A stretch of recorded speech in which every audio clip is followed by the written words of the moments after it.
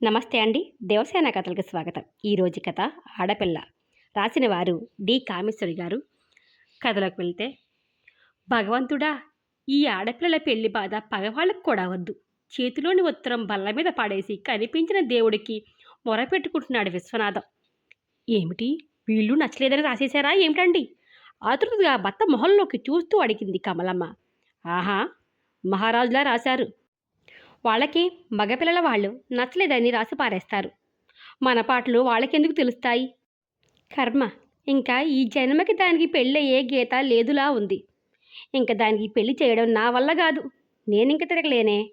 నిట్టూరుస్తూ బాధగా తల పట్టుకున్నాడు విశ్వనాథం. ఏమిటో దాని రాత ఎలా ఉంది. దాని ఈడు వాళ్ళందరూ పెళ్ళిళ్ళయి సంసారాలు చేసుకుంటున్నారు. ఇదిలా ఇంకా మన గుండెల మీద కుంపటిలా కూర్చుంది. ఈ పెళ్లి కొడుకుల కోరికలకి అనుగుణంగా కాస్త తెల్ల తొక్క అయినా బాగుండేది. వాళ్ళ కోరికలు ఎలా ఆకాశాలంటుతున్నాయో దీని అందము అలాగే ఉంది. బాగుంది.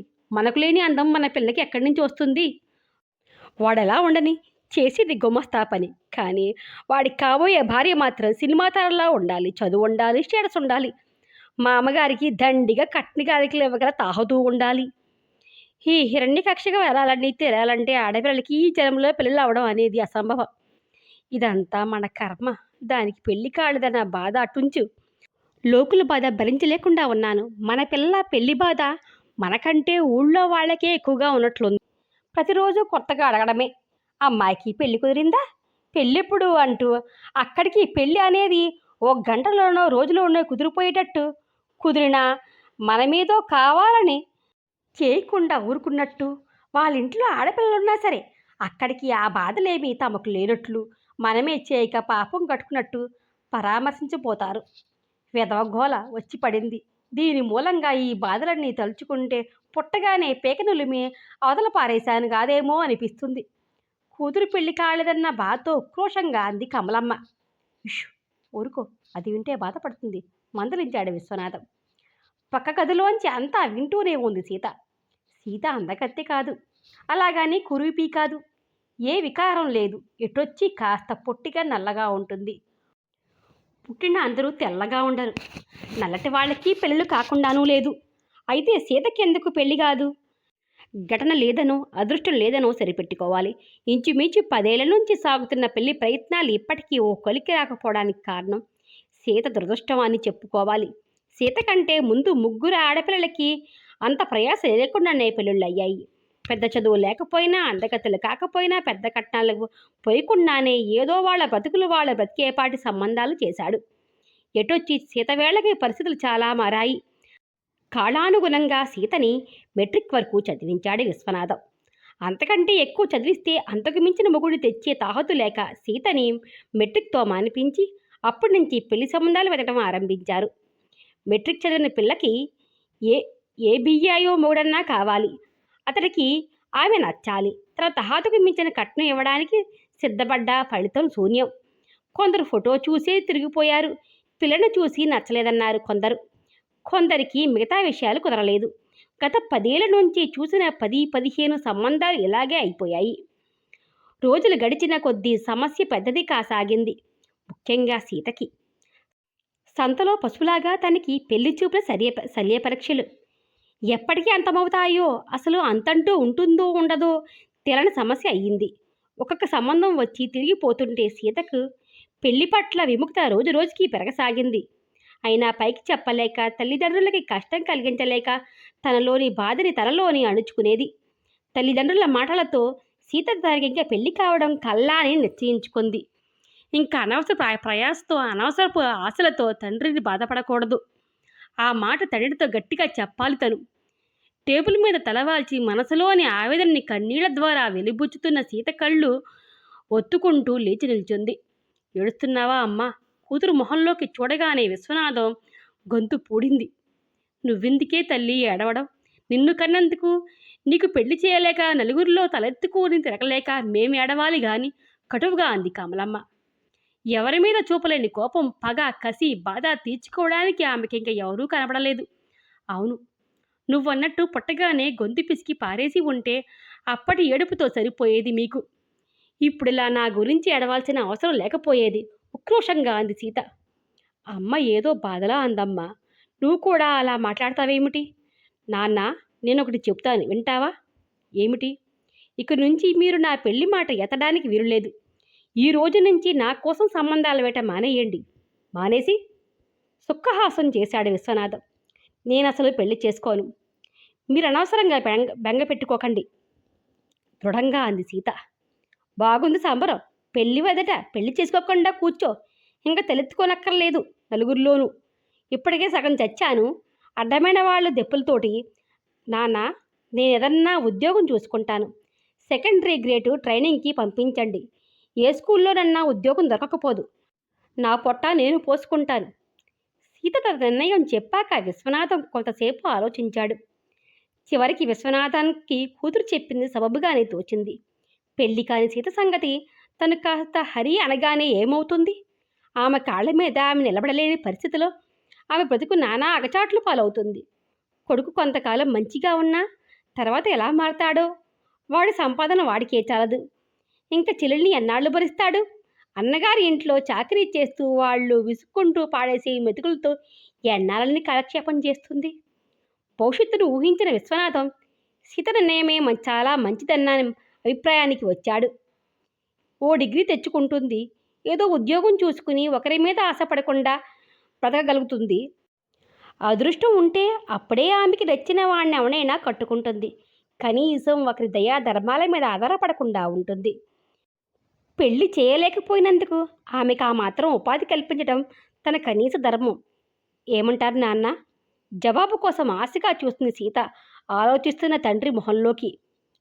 నీవు చెప్పిందే బావుందమ్మా. సెకండరీ గ్రేడ్ ట్రైనింగ్ ఏం కర్మ? నిక్షేపంగా పైకి చదువుకో. ఏ డిగ్రీ అన్నా సంపాదించాక ఏదో మంచి ఉద్యోగం దొరకపోదు. పెళ్లి చేయలేని అసమర్థుడైనందుకు ఈ మాత్రమైనా చేసి నీకో దారి చూపెట్టడం నా బాధ్యత. బాగుంది వరస. దానికి మతిపోతే మీరు దానికి సై అంటారేమిటి? ఆడపిల్లకి పెళ్లి చేయడం మాని చదివించి ఉద్యోగం చేస్తారట. కోపంతో కసిరింది కమలమ్మ. అవునే, ఏం చేయమంటావు? దానికి ఏదో దారి చూపించకపోతే మన తర్వాత దాని గతేం కాదు? దారి గోదారి. అంతకన్నా కట్టుకట్టుకుని ఆ గోదారిలో దూకితే ఏ బాధ ఉండదు. రుసస్లాడుతూ వెళ్ళిపోయింది కమలమ్మ. మీ అమ్మకి నీ పెళ్లి కాలేదన్న చింతలో మతి పూర్తిగా పోయింది. నువ్వు ఆవిడ మాటలు పట్టించుకోకమ్మా. రేపే కాలేజీకి అప్లికేషన్ రాయి. కూతురికి ధైర్యం ప్రోత్సాహం ఇచ్చాడు విశ్వనాథం. చూస్తుండగానే 5 ఏళ్ళు 5 నిమిషాల్లా గడిచిపోయినట్లు అనిపించింది సీతకి. చదువు మీద దృష్టి ఉంచుకుని బిఈడి అయ్యింది. ఆ తర్వాత కష్టం లేకుండానే ఓ ఊళ్ళో గర్ల్స్ స్కూల్లో టీచర్ ఉద్యోగం సంపాదించుకుంది. ఈ 5 ఏళ్లలో ఇంట్లో పసులు చాలా మారాయి. కూతురు పెళ్లి బెంగతోనే మంచం పట్టి తీసుకుని సీత బిఏ చదువుతుండగానే కన్నుమూస్తుంది కమలమ్మ. ఇటు భార్య మరణం, కూతురి భావి జీవితాన్ని గురించిన చింత, హఠాత్తుగా సంక్రమించిన పక్షవాతంతో మంచంలో తీసుకుంటూ కొడుకింట్లో కొడుకు చేతుల మీదుగా దాటిపోవడానికి ఎదురు చూస్తూ కాలం గడుపుతున్నాడు విశ్వనాథం. మొదటిసారిగా ఉద్యోగంలో చేరడానికి అన్నని వెంట పెట్టుకుని ఉద్యోగం చేసే ఊరు చేరుకుంది సీత. అన్నగారు ముందుగానే ఓ స్నేహితుడి ద్వారా ఓ ఇల్లు కుదుర్చి పెట్టాడు. విశ్వనాథం సీతని ఆడపిల్లని అత్తవారింటికి సాగనప్పినట్లుగా ఎన్నో జాగ్రత్తలు బోధపరిచాడు. సీత పెళ్లి ఖర్చుకు దాచిన డబ్బు చదువుకి అవగా మిగిలిన 200 చేతితో పెడుతూ, అమ్మా, ఇదే నీ సారె డబ్బు అనుకో. దీంతో ఇంట్లోకి కావలసిన వస్తువులు ఏమైనా కొనుక్కోమని సాగనంపుతూ ఉంటే ఆయన కళ్ళల్లో నీరు తిరిగింది. సీతకు కూడా పుట్టిన ఊరిని తండ్రిని వదిలి వెళ్ళడానికి ఎంతో కష్టం అనిపించినా కొత్తగా చేయబోయే ఉద్యోగోత్సాహంతో ఆ బాధ త్వరగానే మరిచిపోయింది. సీతకి ఇల్లు బాగానే అమరిందనిపించింది. చిన్నదైనా ముందు ఒక పెద్ద గది, దానికి గుమ్మం వీధివైపు ఉండడం మూలన బయటికి వెళ్ళేటప్పుడు తాళం వేసుకు వెళ్ళవచ్చు. వెనకాతలో ఓ చిన్న గది సామాన్లు పెట్టుకోవడానికి, దాని వెనక చిన్న వంటగది, కుళాయి, బాత్రూము అన్నీ సదుపాయంగా ఉన్నందుకు చవగ్గా 40 రూపాయల్లో అన్నీ అమరినందుకు ఎంతో ఆనందించింది. ముందు గదిలో తండ్రి ఇచ్చిన డబ్బుతో కొన్న టేబుల్, కుర్చీ, మంచం వేసుకుంది.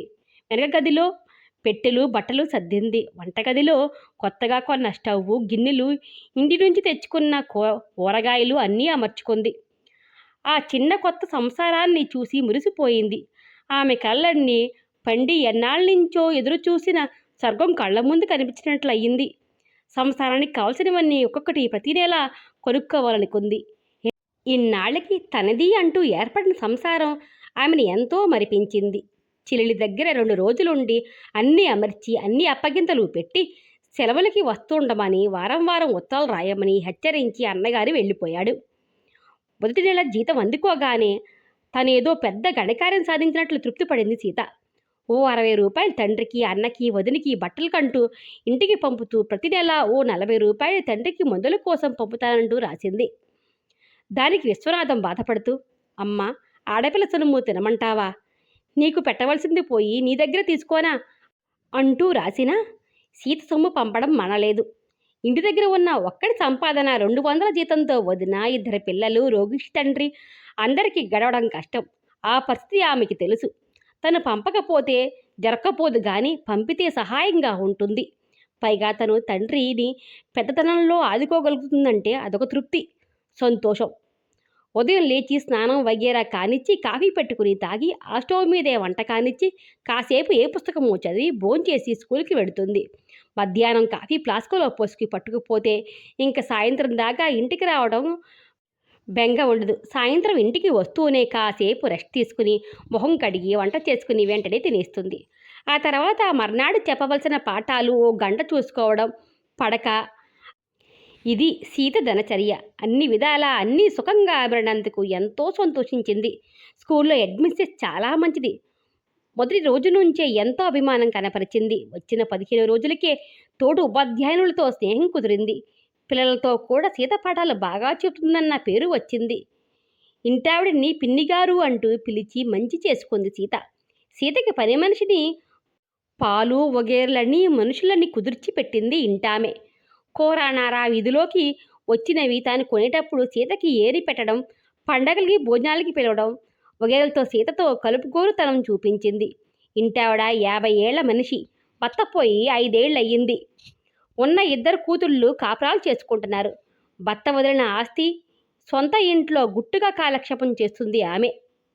మగసాయానికి తమ్ముడు శంకరాన్ని ఇంట్లో తెచ్చి పెట్టుకుంది. శంకరానికి చదువు సంధ్యలు అబ్బలేదు. మెట్రిక్ 3 సార్లు తప్పి ఇంకా ఉద్యమం విరమించుకున్నాడు. అక్కగారింట్లో తిష్టవేసి ఆమె డబ్బుతో దర్జాలు వెలిగించడం ఒక్కటే ఉద్యోగం.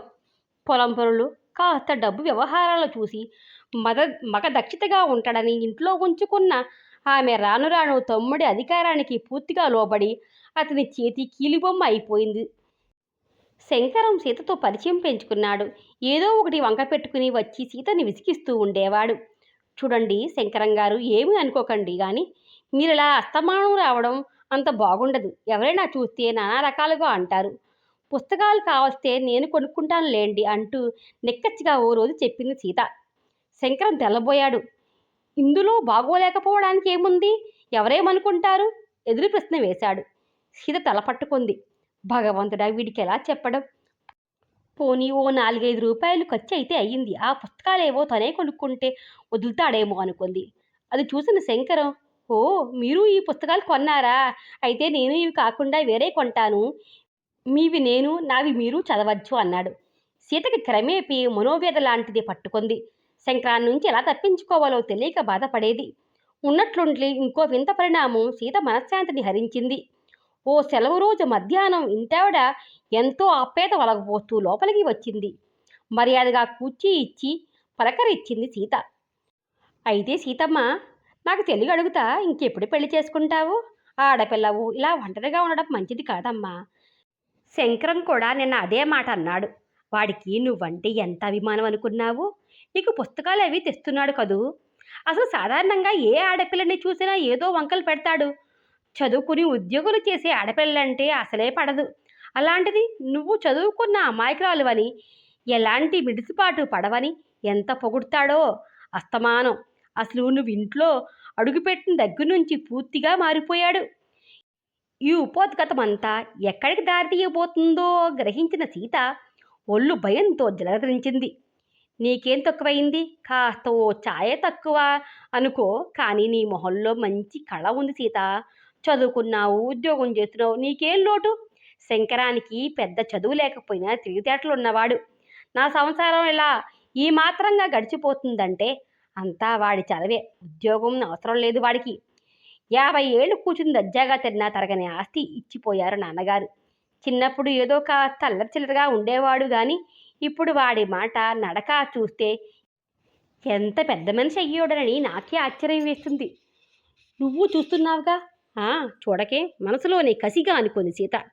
ఏదో వాడికి బుద్ధి తెలియని వయసులో మా నానమ్మ మనవడి పెళ్లి చూసి కళ్ళు మూయాలని ఓ బొడ్డు ఊడని పిల్లని తెచ్చి వాడికి అంటగట్టింది. పెళ్ళంటే అయ్యింది, కానీ వాడికి ఏం సుఖపడి ఏడ్చాడు? ఒక్క ఏడాదన్నా సుఖంగా కాపురం చేయలేదు. దానికి ఏదో మాయదారి రోగం వచ్చి పోయింది. ఆ రోజు నుంచి ఎన్ని సంబంధాలు వచ్చినా నచ్చలేదని తిరగొట్టేశాడు. శంకరం గారికి పెళ్ళి అయిందా? ఆశ్చర్యంగా అడిగింది సీత. ఆ పేరుకి ఎప్పుడే అయ్యిందిలే. అప్పట్నుంచి పోరుతున్నా ఇష్టపడని వాడు ఇప్పుడు వాడంతట వాడే నిన్ను చూడగానే ఇష్టపడుతున్నాడు. చక్కగా ఇద్దరికీ ఈడు జోడు కుదిరింది. అదృష్టవంతురాలివి సీత. కాస్త ఆలస్యమైన మంచి సంబంధమే కుదిరిందిలే నీకు. ఈ కబురు మీ వాళ్ళకి రాస్తే ఎంత సంతోషిస్తారో. మీ నాన్నగారి అడ్రస్ ఇవ్వమ్మా. ఈ శుభవార్త పెద్దదాన్ని నేనే వాడికి చేరేస్తా. ఇంకా నెల రోజుల్లో మంచి ముహూర్తం ఉందట. శుభస్య శీఘ్రం అని కానిచ్చేద్దాం. అంతేలే, ఎప్పుడు ఎక్కడ ఎవరికి రాసి పెట్టుందో ఎవరు చెప్పగలరు? అసలు నిన్ను చూసినప్పుడే అనుకున్నాను నీవు నా మదలవైతే బాగుండునని. ఏదమ్మా, మీ వాళ్ళ అడ్రస్ ఓ కాగితం ముక్క మీద రాసివ్వు. అంతా నిశ్చయమైనట్లు, అసలు శంకరం ఆమె పెళ్లి చేసుకుంటానడమే మహాభాగ్యమైనట్లు మాట్లాడసాగింది. సీత ఒళ్ళు ఉడికిపోయింది. ఆమె ఉంటే ఉన్న సదభిప్రాయం దిగజారిపోయింది. నాకు పెళ్లి చేసుకోవాలన్న ఉద్దేశం లేదండి. అందుకే చదువుకుని ఉద్యోగం చేసుకుంటున్నాను. అది ప్రయత్నం మీద ఆ మాటలు చెప్పగలిగింది సీత. అదేమిటమ్మా, పెళ్ళి పెటాకులు లేకుండా ఆడపిల్లవి ఎన్నాళ్ళుంటావు? ఎగిరి గంతేసి పెళ్లికి సిద్ధపడుతుందనుకున్న సీత జవాబు ఇంటామెకి ఆశ్చర్యం కలిగించింది. మరేం పర్వాలేదు. ఇప్పుడు ఆడవాళ్లు పెళ్లి చేసుకుంటానే గాని బ్రతకలేరన్న వాదంతో పసలేదు. రోజులు మారిపోయాయి. సాధ్యమైనంత సౌమ్యంగా నవ్వుతూ అంది సీత. మాటల కోసం తడుముకుంటూ నిస్సహాయంగా సీత వైపు చూసింది ఇంటామె. సీత, పెద్దదాన్ని, నీ మంచికే చెప్తున్నాను విను. ఎవరో ఏదో అంటారు. అయిన ఇంటి పిల్లవి, మంచి మర్యాద గల కుటుంబంలోంచి వచ్చావు. అలా పెళ్ళి వద్దనకూడదు. చక్కగా నేను చెప్పినట్లు శంకరాన్ని. క్షమించండి పిన్నిగారు, పెద్దవారు. మీ మాట కాదంటున్నందుకు ఏమనుకోకండి. నేను పెళ్లి చేసుకోకూడదని నిశ్చయించుకున్నాను. నా నిశ్చయం మారదు, స్థిరంగా ఉంది. బాగానే ఉంది సంబరం. పిలిచి పిల్లనిస్తామంటే కులం తక్కువన్నాడట. అలా ఉంది నీ వరస. ఏదో వాడు నీవంటే అభిమానపడుతున్నాడు అని అడిగాను, కానీ వాడికేం నీ పాటికి అందగతులు దొరకనా? కో అంటే 1,000,000 మంది వచ్చి వాడి కాళ్ళ మీద పడతారు.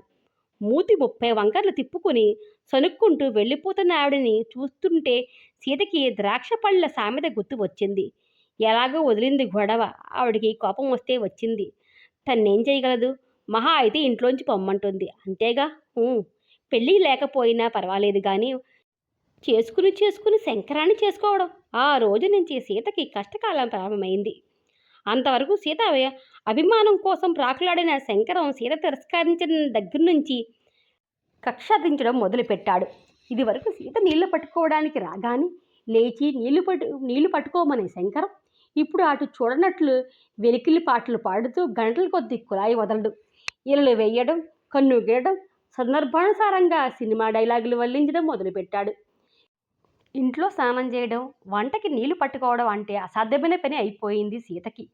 ఓ 15 రోజులు పోయాక సహనం నశించి ఓ రోజు ఇంటామెతో చెప్పక తప్పలేదు. బావుందమ్మా, ఇంక నీవు ఇంట్లో ఉన్నావని వాడు స్నానం చేయడా? నీకోసం వాడి గదిలో తలుపులు బిగించుకుని కూర్చోవాలా? ఆడపిల్లలే బరి తెగించి రోడ్ల మీద పడుతుంటే మగవాడికేం కర్మ? ఇంట్లో మూల కూర్చోవడానికి అంటూ నిరసనగా మాట్లాడింది. అంతవరకు సీత పట్ల ఎంతో అభిమానం కనబరిచిన ఆమె ఈ మధ్య సీత పట్ల ముభావంగా ఉండసాగింది. సీతని చూడగానే మొహం చిట్లించుకుని ఎలక మీద పిల్లి మీద పెట్టి దెప్పడం సాగించింది. ఒంటరిగా పెళ్లి చేసుకోకుండా ఆడపిల్ల ఉండడంతో మజా ఏమిటో సీతకి తెలియచెప్పాలని పగబట్టాడు శంకరం. ఇంటికెదురుగా కిల్లీపడ్డి మీద బైఠాయించి సీత వెంక చూపించి ఏదో చెప్పడం, ఆ తర్వాత వెక్కిరింతలు, వెకిలిపాట్లు, ఈరళ్ళు, రకరకాల పేర్లు పెట్టి పిలవడం ఆరంభించాడు. సీత స్కూల్కి వెళ్ళేటప్పుడు ఎదురుగా కూర్చుని ఏవేవో వెకిలి పనులు చేయడం, ఎలాగోలాగా ఏడిపించాలని చూడడం అతని ఉద్యోగం అయిపోయింది. ఏం చెయ్యాలో అతని నిస్సహాయ స్థితిలో పడింది సీత. ఆ మాటలు చేతలు చూస్తుంటే ఈడ్చి చెంప వాయికొట్టాలంత కోపం ముంచుకొచ్చేది. కానీ తన యాహత ద్వేషాన్ని లోపలే దాచుకుని వీలైనంత వరకు శంకరం కంటపడకుండా ఉండడానికే ప్రయత్నించేది. రాను రాను శంకరం చేష్టలు భరించడం దుస్సాహసమైపోయింది. శంకరం ఆ కిల్లి కొట్టు వాడేగాక ఇంకా ఎవరో 4-5 రౌడీలు ఆ కిల్లి కొట్టు ముందు చేరారు. జుగుప్స కలిగించే వేషాల్లో కిళ్ళి బిగించి సిగరెట్ పొగ విలాసంగా వదులుతూ చౌకబారు పాటలతో పోకిరి చూపులతో సీత గది ముందు కిల్లి కొట్టు దగ్గర తిష్టవేసి సీత ఎప్పుడు బయటికి వస్తుందా, ఎప్పుడు ఏడిపిందామా అని రాబందుల్లా కాచుకునేవారు. ఎంత వినకూడదనుకున్నా, వాళ్ళ మాటల్ని పట్టించుకోకూడదనుకున్నా సాధ్యపడేది కాదు సీతకి. ఎంత వాళ్ళ కంట పడకూడదన్నా స్కూల్కి వెళ్ళేటప్పుడు వచ్చేటప్పుడు తప్పేది కాదు సీతకి. ఇంట్లోంచి బయట పడాలన్నా ఇంటికి సమీపిస్తున్న సీత గుండెలు దడదడలాడేవి.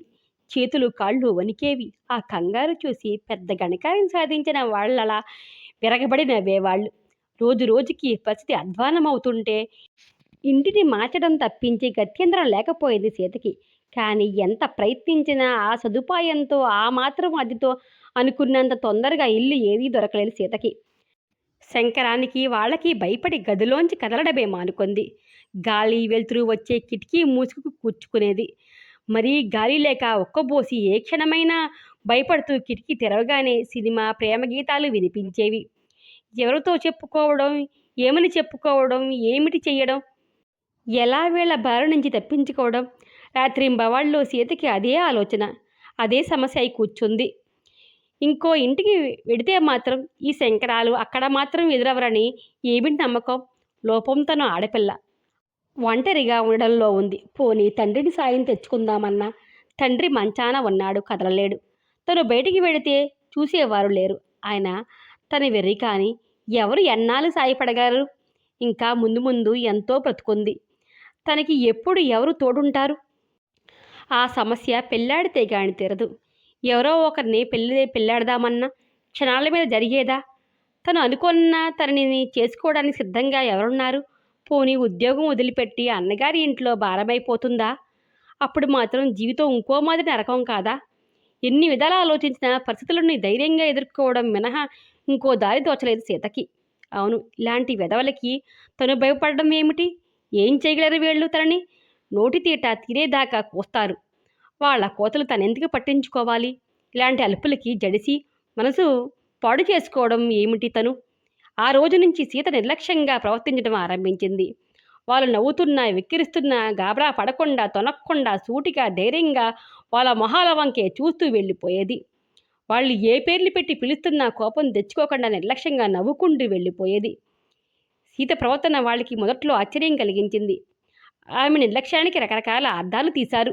అలవాటు పడిపోయింది. ఇంకా పాత ఎత్తులు పనికిరావని, ఒకడంటే మెత్తపడి దారిలోకి వస్తుంది, అవకాశం జరనివ్వకూడదని ఒకడంటున్నాడు. 2 రోజులు ఏ అలరి లేకుండా గడిచిపోయాయి. సీత వాళ్ళ అలరి తగ్గడానికి కారణం తెలియకపోయినా విసికెత్తి ఊరుకొని ఉంటారని సంతోషించింది. ఆమె సంతోషం కాస్త 2 రోజులు కాకముందే అణగారిపోయింది. ఆ రోజు సాయంత్రం స్కూల్ నుంచి వచ్చి మామూలుగా వంట చేసుకుంటుంటే తలుపు తట్టిన చప్పుడే అయ్యింది. ఎవరో కుర్రవాడు పొట్లం ఒకటి చేతిలో పెట్టి ఆయన ఇమ్మన్నారని కిల్లి కొట్టు వైపు చూపించి తుర్రుమన్నాడు. పొట్లం విప్పి చూసింది సీత. మల్లెపూలు, మిఠాయి, ఓ కాగితం ముక్క. రాత్రి 10 గంటలకి. తలుపు తెరిచి ఉంచుతావు కదూ? ఒకే ఒక వాక్యం. ఎదుట కిల్లి కొట్టు మీద మామూలుగా కనబడే 4-5లో ఒకడు జేబులో చెయ్యి పెట్టి సిగరెట్ దమ్ము లాగుతూ వెకిలిగా నవ్వుతూ చూశాడు. సీత ఒక క్షణం బుడురాలైంది. ఆ తర్వాత అణుచుకోలేని ఆగ్రహవేశాలతో చరచరా గుమ్మం దిగి వాడి దగ్గరికి వెళ్ళి మొహాన ఉమ్మేసింది. పొట్లం విసిరి కొట్టింది మొహాన్న. రాస్కెల్, ఎవరనుకున్నావు? పూలు పంపడానికి 10 గంటలకి తలుపు తీసి ఉంచాలా? అలాగే చెప్పు దెబ్బలు తినాలని ఉంటే రా, ఏమిటో అనేసింది సీత. ఆవేశంలో అన్న సీత వెంటనే అవతలవాడి మొహం అవమానంతో నల్లబడడం, కళ్ళల్లో పగ రాజుకోవడం వగేరలు చూసి భయంతో కాళ్ళు తేలిపోతుండగా గదిలోకి ఒక్క పరుగు ఉరుకుతో వచ్చి పడింది.